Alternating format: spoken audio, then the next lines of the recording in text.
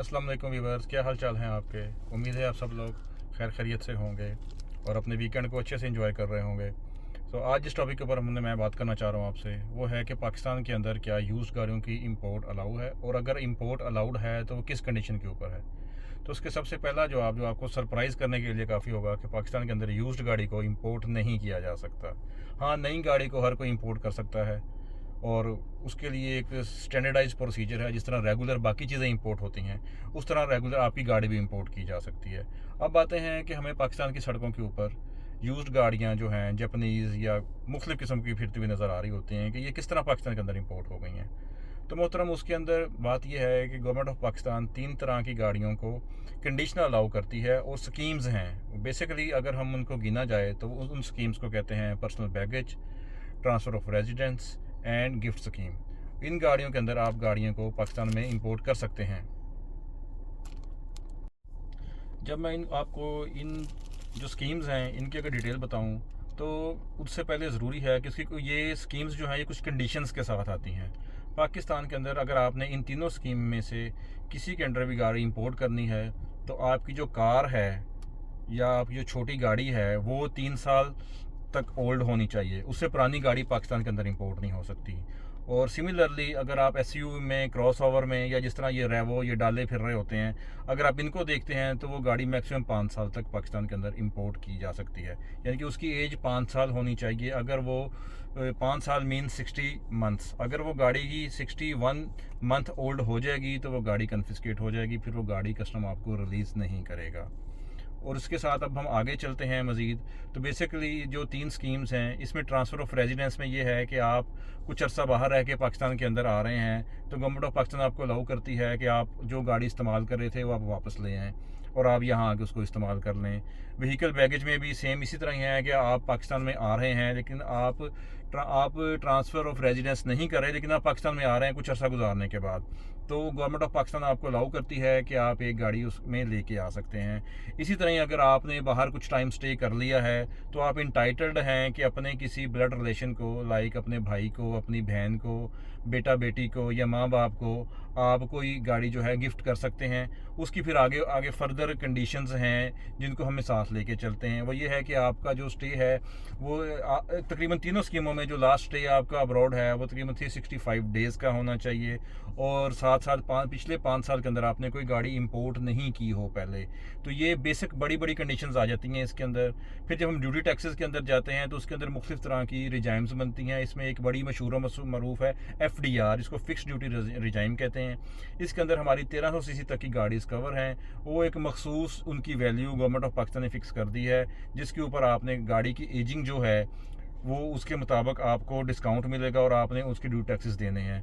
अगर हम डिस्काउंट की बात करते हैं, तो जब ये गाड़ियाँ आ रही होती हैं पाकिस्तान में, तो आपको पर मंथ, यानी कि जितनी गाड़ी पुरानी होगी, हर मंथ का 1% आपको डिस्काउंट मिलेगा, सब्जेक्ट टू 50%। यानी कि मैक्सिमम आपकी गाड़ी की जितनी वैल्यू है वो आपको उसका 50% तक का डिस्काउंट मिल सकता है। सपोज़ एक गाड़ी की वैल्यू $4800 है, तो मैक्सिमम आपको जिसके अंदर डिस्काउंट मिलेगा वो $2400 का मिल जाएगा, और $2400 के ऊपर गवर्नमेंट ऑफ पाकिस्तान आपसे ड्यूटी चार्ज कर लेगी। लेकिन ये जहन में रखना है कि ये 1300 cc तक की गाड़ी की ये स्कीम है। उससे ऊपर जब आप गाड़ी जाएंगी तो हमें उसके ऊपर फिर जो पाकिस्तान कस्टम और गवर्नमेंट ऑफ पाकिस्तान है वो MSRP यानी कि मैन्युफैक्चरर सजेस्टेड रिटेल प्राइस के ऊपर जो है वो गाड़ी चली जाती है। उसकी गाड़ी की हम टेक्निकल असेसमेंट जो है वो कंपनी से लेते हैं, या उसकी हमारी कस्टम की अपनी गाइडलाइंस हैं, उनके मुताबिक हम उसकी वैल्यू को कैलकुलेट करते हैं। अगर BMW है तो उसके लिए हम BMW और मर्सिडीज़ है तो शाहनवाज एंड दीवान वगैरह से उसकी ओपिनियन लेते हैं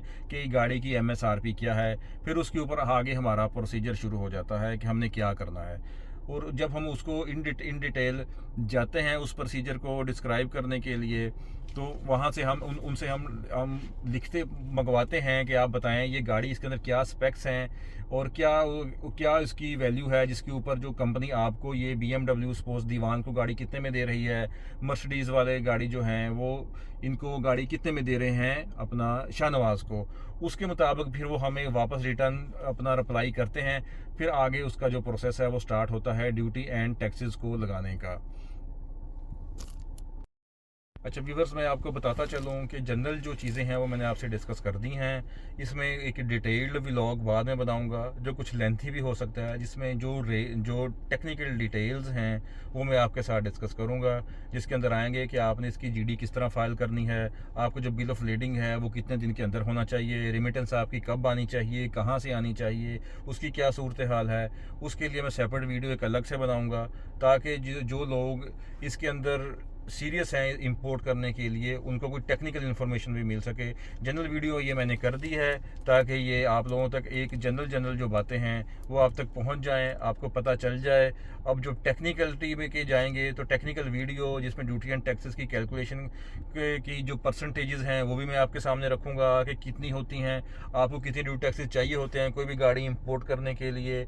660 सीसी के ऊपर अप्रॉक्सीमेटली कितने ड्यूटी टैक्सेस होते हैं, 1300 के ऊपर कितने हैं, हाइब्रिड गाड़ी के ऊपर क्या ड्यूटी टैक्सेस आते हैं, और साथ साथ जो आपका जो बिल ऑफ लीडिंग है वो आपको क्या चाहिए, आपकी एडिशनल रिक्वायरमेंट क्या होती हैं ट्रांसफ़र ऑफ रेजिडेंस के लिए, बिल ऑफ लीडिंग आपका कब होना चाहिए। ये सारी चीज़ें आपके साथ इन डिटेल में अगले व्लॉग में मैं डिस्कस करूँगा। और लेकिन ये है कि इसके ऊपर आप मेरी इस जो वीडियो है इसको आप अच्छे से सब्सक्राइब करें, इसको शेयर करें, इसकी रीच बढ़ाएं, ताकि मुझे पता चले कि लोग जो हैं वो टेक्निकल डिटेल्स लेने के लिए इंटरेस्टेड हैं, फिर हम आगे चलेंगे। और मैं इसको फिर ये है कि जो कुछ बातें हैं मैं आपके साथ वाइंड अप कर रहा हूँ। और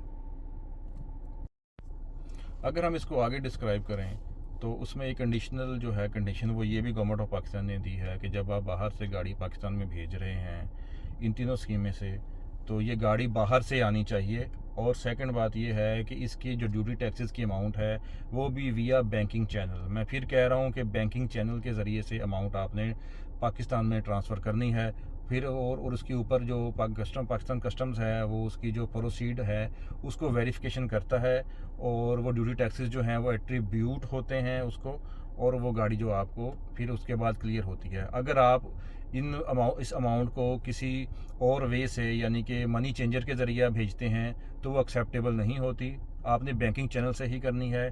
और अगर हम इसमें पासपोर्ट को अगर मैं डिस्कस करूं तो आपका जो पासपोर्ट है जब आप व्हीकल बैगेज में आ रहे हैं या ट्रांसफ़र ऑफ रेजिडेंस में आ रहे हैं तो आपका जो पासपोर्ट है वो फिज़िकली पाकिस्तान कस्टम उसको देखेगा और उसके ऊपर उसकी अपनी इंडोर्समेंट देगा कि आपने गाड़ी इंपोर्ट कर ली है। और अगर आप इसको अपना गिफ्ट कर रहे हैं गाड़ी को, तो फिर जो एम्बेसी का टेस्टेड पासपोर्ट की कॉपीज़ हैं, आपका स्टे के परमिट हैं जो बाहर आप कर रहे हैं, वो चीज़ें चाहिए होंगी, वो आप टेस्टेड आप करवा के एम्बेसी से भेजेंगे। उसकी बेस के ऊपर पाकिस्तान कस्टम्स आपकी गाड़ी को रिलीज़ कर देगा ड्यूटी टैक्सेस लेने के बाद। लेकिन उसमें यह भी होगा कि आप जब इस तरह पासपोर्ट आएगा तो हम अपना जो कस्टम का कंप्यूटराइज सिस्टम है उसके अंदर उसकी एंडोर्समेंट कर लेंगे, ताकि इस फैसिलिटी को मिसयूज़ ना किया जा सके, और गाड़ी जब भी इंपोर्ट हो वो अंडर लीगल डोमेन ही इंपोर्ट होनी चाहिए।